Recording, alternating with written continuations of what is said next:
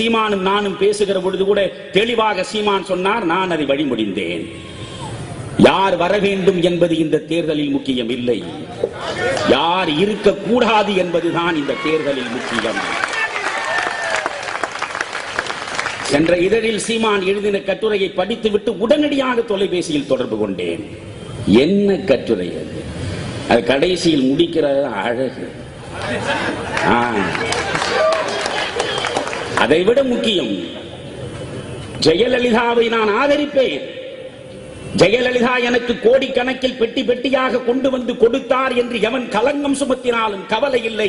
இந்த கலைஞரையும் காங்கிரசையும் வீழ்த்துவதற்காக நான் ஆதரிப்பேன். அதே நேரத்தில் இந்த ஜெயலலிதாவின் ஆட்சியிலும் சிறையிலே இருக்க போகின்றவன் சீமான் தான் என்ற புரிதல் அந்த மனிதனுக்கு இருக்கிறது என்றால் நோக்கத்தில் கொஞ்சம் கூட தடுமாற்றம் இல்லை என்பது.